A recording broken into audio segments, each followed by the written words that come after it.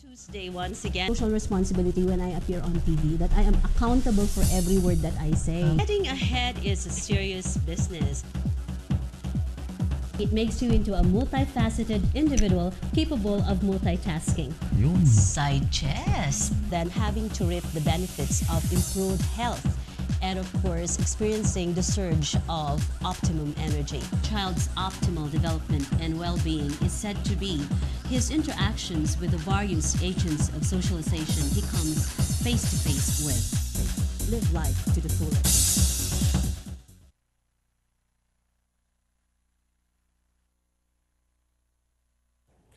Good morning, Baguio. It's a chilly morning po ngayong January 14 dito sa ating studio. We are live at Minds View and on Sky TV 12 and 62. Good morning po sa lahat ng mga viewers natin and welcome to another episode of Entreview, My Face, My Business.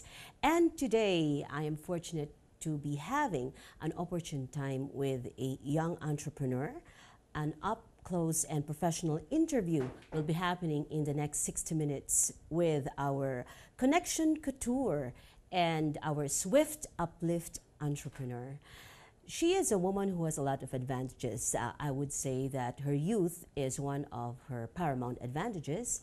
Her purity of heart, of course, is also considered her edge, making her a cut above the rest. She is involved in a lot of income-generating activities of late, but what we're going to focus on is what she has the passion for in letting people be empowered and, of course, make the better of their lives in every way they can.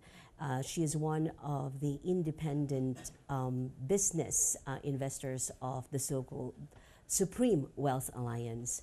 Please welcome on Entreview My Face, My Business, one of our youngest ever po na na-feature dito sa Entreview, Miss Mariel Kagalingan. Hello po, Ma'am Grace. And thank you for having me here. Sensya na sa golden voice ko. Good morning, Mariel. Mariel talaga ang name mo, no? Yes. You were so walang second name or third name? Actually, Mariel was derived from my father's name, Okay. Uriel. Since they were expecting a boy, girl ang lumabas, so they added Maria. And then Uriel. They just combined the two names. Then naging Mariel. Mariel, kasi wanted a boy. They thought I was a boy. Ay, they thought you were a boy. Yes. Oh, tapos ano yung mas babae pala. And of course, napakagandang babae ni Miss Mariel. And you are taking up architecture. Yes. Yes, at University of Cordilleras at the moment. Yes. But although as a student, no, Mariel, marami ka ng mga naging achievements, accomplishments. Mamaya pag-uusapan natin yung isa sa mga masasabi natin na gigantic accomplishment mo which will benefit the city of Baguio in general. Pero bago yan, this is your first television appearance as a guest for a lengthy interview. Yes. Kasi we featured you sa Events Next Door last episode because you're also the owner of the Netizens Internet Shop and Final Touch Brunch po at the Bonifacio Road. Yes. Describe mo naman si Mariel as a young child. You're not originally from Baguio City, are you? Yes, I'm not from here. We just migrated from Macau. Okay. Actually, ang parents ko OFW sila. They work abroad. And then I was born in Cagayan de Oro City. Okay. And then since walang mag-aalaga sa akin back then, they decided to isama na ako sa Macau. So I spent my childhood years sa Macau with foreign people, Chinese, Portuguese people. And then eventually, I think since nag-outbreak ang SARS, remember that time na super nagpanic ang mga tao. So my mom decided na dito na lang magstay since ang ganda ng climate. People here are very nice. So, and then, yeah, cheap ang food.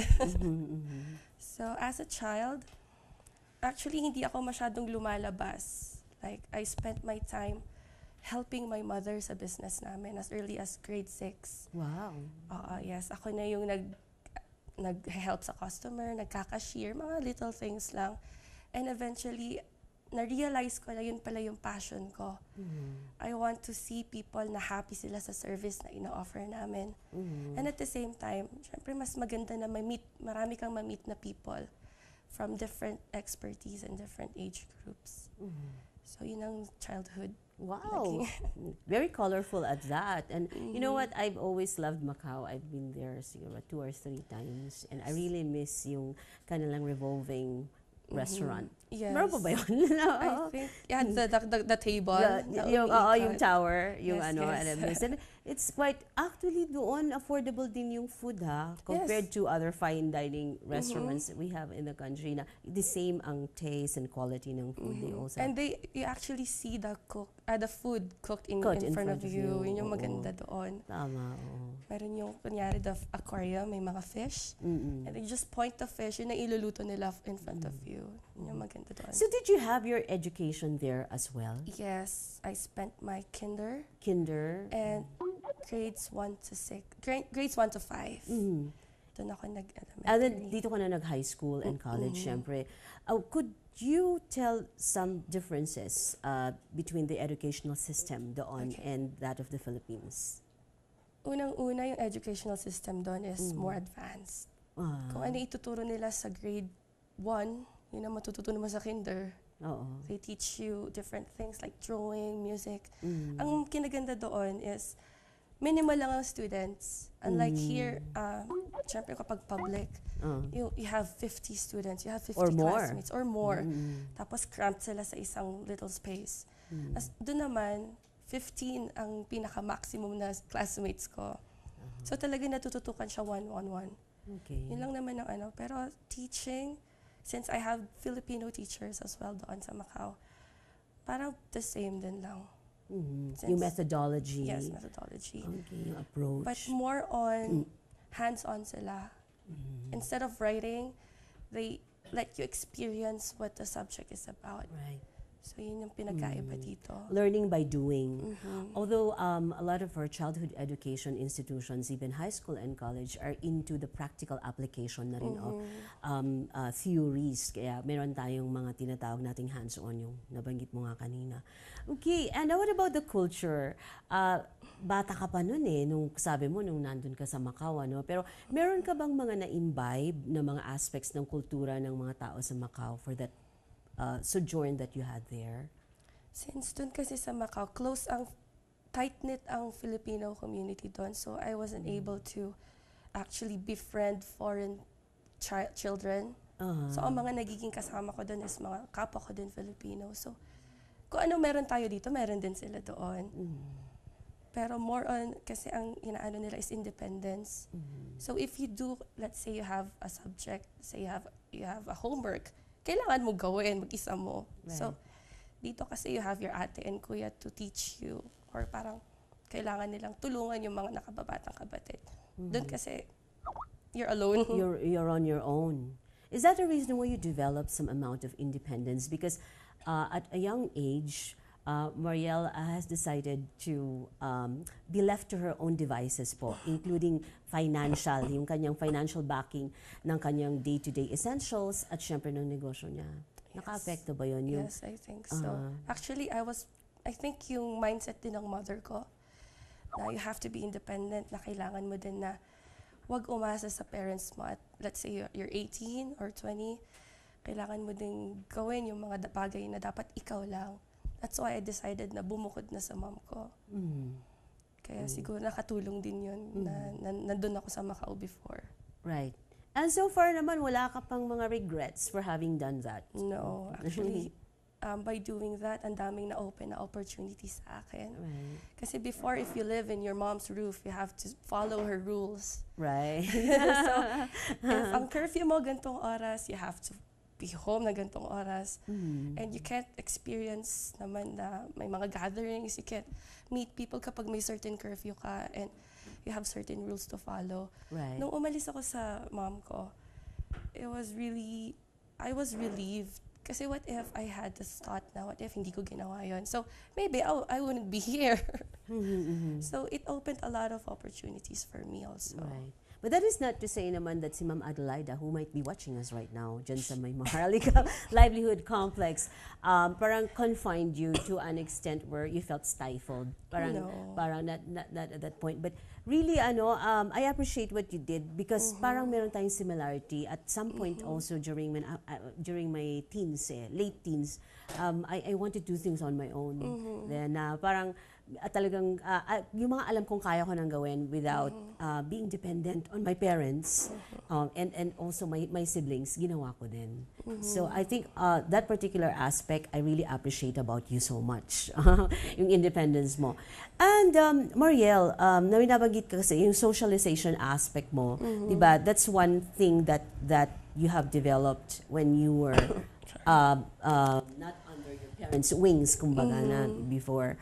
So, sa Macau, ganun din, you have to be sociable, di ba? Yes. You have to be sociable. Now, may mga aspects ba ng personality mo, na aside from the social aspect, that you think is up for the developing pa, and you are looking for avenues for such development? Kasi before, actually, my friends, parang napansin nila na when I was under my mom's house, I'm antisocial. I don't like gatherings. I don't like meeting new people because I'm shy. Yeah. Parang I have this insecurity na parang hindi ako matatanggap na mga ganon. But then I realized na as sa akin din, I have to break that insecurity din. So I decided na bumukod and then meet new people from the help of my other friends. Pero kasi sa Macau, I was taught na you have to be sociable din. Kasi my mom was working as a secretary from, I think it's a famous company. So she introduced me to a lot of people, mga CEOs, mga Portuguese people. So back then, hindi ko naman iniisip na ganun talaga. So siguro from childhood, tapos from nung nagde-develop ako, siguro nag-shut down since I was a shy girl. Until siguro ngayon lang ulit nag-resurface yung pagiging sociable ko. So yeah, it helped then. Okay. Priorities mo sa life mo at the moment. Alam natin na ikaw ay nasa, ano na ba yan, early adulthood stage, di ba? Masasabi natin. And alam ko na dito sa stage na to, because I have also a child who's about your age, na maraming mga gustong gawin sa buhay, gustong tahaking mga landas, pero hindi pa sila na talagang, kumbaga, grounded, no? Yung footing ninyo. What is the most important thing in your life right now? For me, actually, magiging honest na ako since if live bumukod ka tayo sa, yes, magiging honest ako. Kasi if you bumukod ka sa parents mo, you'll be financially challenged. Okay. So yun ang talagang gusto kong i-stabilize as of now. That's why I've been to income generating opportunities. Aside from that, syempre mga friends, the basic friendship, connections. Pero as of now, I want my business and career to be stabilized. Right. Yun ang pinaka-focus ko today, as of now. Wow. Ang galing naman. Oo, that's why your energies are directed to all these things that you're doing. But yung educational, yung aspect naman ng buhay mo sa education, you are about to graduate BS Architecture, Yes. correct, from University of the Cordilleras. You must be a very accomplished student, I could tell. But one of the things that have gained your attention is our problem on yung waste management. Yes. Correct? And so, came up yung project mo, you wrote a thesis, babasahin ko lang ha. Kasi na-feature po si Mariel actually sa Sunstar and other media avenues as a brilliant university student who presented a plan for the conversion po of the Irisan dump site into an eco park. Now, I wouldn't want to take the words out of your mouth. I would like you to share to our televiewers how you came up with this idea and bakit, what propelled you to do so? Okay. That was 2012, August, I think. And news ang landslide. Let's say garbage slide. I was living in my mom's house back then. As in, nakikita ko yung garbage slide from Irisan to San Luis. It's like a mountain of garbage. And then people died. So that made me realize na I need to do something for Baguio. Right. And then I went to City Hall and asked for if I can do the thesis proposal for that particular area. So they told me na yes, you can do that.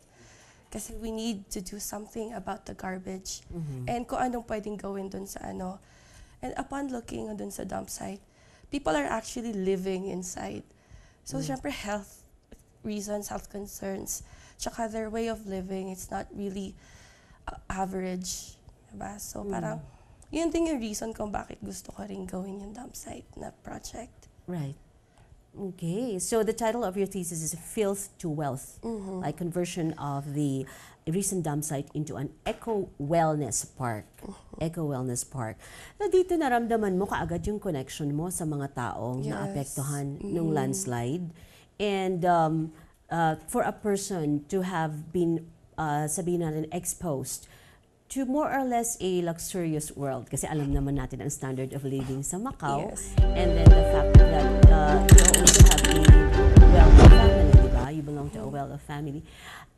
Tapos ito, naisip mo pa ang kondisyon ng mga less fortunate brothers and sisters natin. And ang maganda dito, it will become one of the sterling tourism generating ideas siguro ever concocted by a brilliant young mind like yours. We're going to pause for a break. When we come back, we're going to talk about the connection that Mariel has not only with the people of Baguio, kasi marami po siyang mga linkages even overseas, mga taong nakilala niya through her online business, which is the Supreme Wealth Alliance. On Entrepreneur, My Face, My Business.